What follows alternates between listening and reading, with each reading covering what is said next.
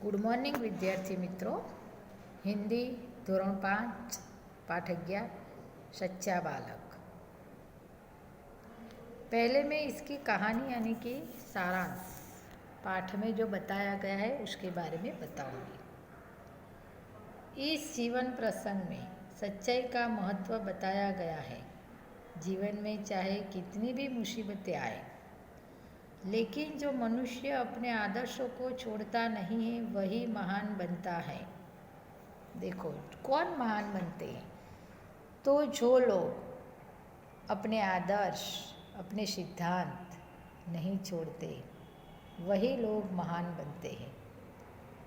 इस कहानी में बगदाद नाम का जो शहर था उसमें एक लड़का रहता था। तो वही कहीं जा रहा था काफ़िले में।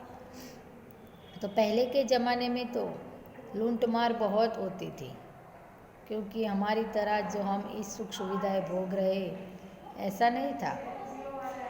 सब लोग एक गांव से दूसरे गांव चल के जाते थे और जो अपने पास कुछ माल सामान या पैसा वैसा था वो सब छुपा के रखते थे। तो इसी तरह एक अब्दुल कादिर नाम का लड़का था जो एक गांव से दूसरे गांव काफ़िले में कहीं जा रहा था। अचानक लूटमार हुई तो डाकुओं उस पर टूट पड़े और सबको लड़ने यानी कि बोलने लगे कि जो जिसके पास है वो दे दे दे दे दे दे। तो एक डाकू ने वो लड़के से पूछा जो अब्दुल कादिर का कि तेरे पास कुछ है? तो लड़के ने कहा हाँ मेरे पास 40 अशर्फिया है। तो डाकू ऐसे ही आश्चर्यचकित हो गया कि इतने छोटे लड़के के पास इतने 40 अशर्फिया। उसको विश्वास नहीं हुआ। तो वो अपने सरदार के पास उसे ले गया।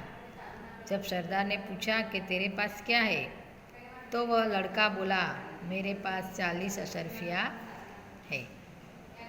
तो उसने कहा कि कहाँ छुपाई है? तो उसने कहा कि मैंने सदरी के अंदर छुपाई हुई है। तो सरदार बोला कि तूने हमें क्यों बताया? तो उसने कहा कि माँ ने कहा था कि झूठ बोलना पाप है, सदैव सच बोलना। तो डाकू यह बात सुनकर आश्चर्यचकित हो गया और गमगीन हो गया। वो सोचने लगा इतना छोटा बालक अभी से झूठ नहीं बोलता और सच बोलता है, अपनी माँ का कहाँ मानते हैं, तो हम तो कितने बड़े हैं।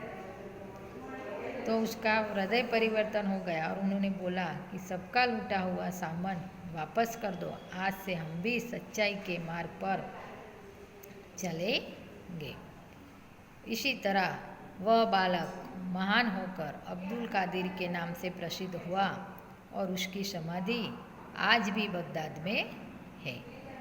तो अब आइए देखते हैं कहानी में।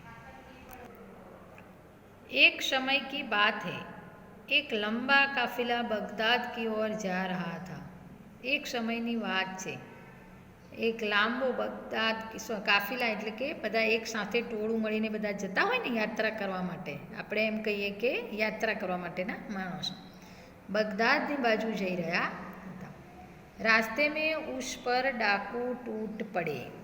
રસ્તામાં તેમની પર डाकुओं लूंटमार करवा माटे टूटी पड़ा और लूंटमार करने लगे અને लूंटमार करवा लगा। लूंटमार करना यानी कि चोर डकैती करना, जो जिसके पास जो अच्छा सामान हो वो ले लेना।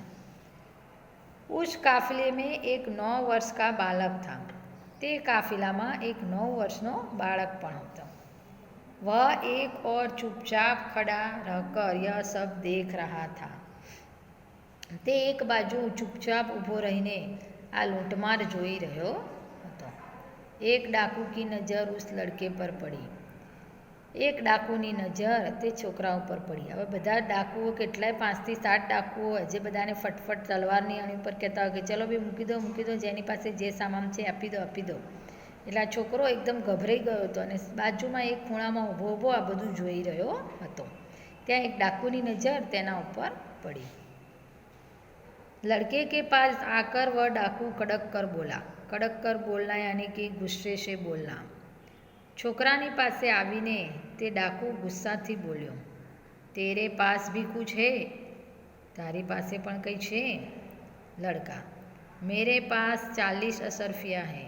મારી પાસે 40 અસરફિયા છે. એટલે કે પેલા અસરફિયા એટલે કે આપણે જે સોનાના સિક્કા પહેલાં જે વ્યવહાર ચાલતો હતો ને, સોના ચાંદીનો ચાલતો હતો, અને એના સિક્કા હોય, એટલે કે મારી પાસે 40 સોનાના સિક્કા છે. डाकू चकित होकर आश्चर्यचकित हो जाना। क्या कहा? तेरे पास 40 असरफिया है? जी हाँ। शू कहूँ? तारी पास 40 असरफिया है। डाकू लड़के का हाथ पकड़कर सरदार के पास ले गया। डाकू जे હતો એ આ છોકરાનો હાથ પકડી અને સરદારની જેના મોટા વડા હોય ને એમની પાસે લઈ ગયો। उसने अपने सरदार से कहा, તેણે પોતાના સરદારને કહ્યું, अपने पास 40 असरफिया बताता है। यह लड़का अपने पास 40 असरफिया है ऐसा बताता है। सरदार लड़के से, तेरी अशरफिया कहाँ है? छोकरा ने पूछू कि तारी अशरफिया क्या है? लड़के ने अपनी सदरी को फाड़कर उसमें छुपी अशरफिया निकाली। इन्हें सरदार के सामने रखते हुए बोला, यह देखो जो। છોકરાએ પોતાની સદરીની ફાડી નાખી અને એની અંદર સંતાડેલી 40 સોના મોહરો તેમણે આપી અને કહ્યું કે લો આ જુઓ, મારી પાસે જે 40 સોના મોહરો છે તે। વિદ્યાર્થી મિત્રો, બીજું હવે આવતા અંકે। Thank you.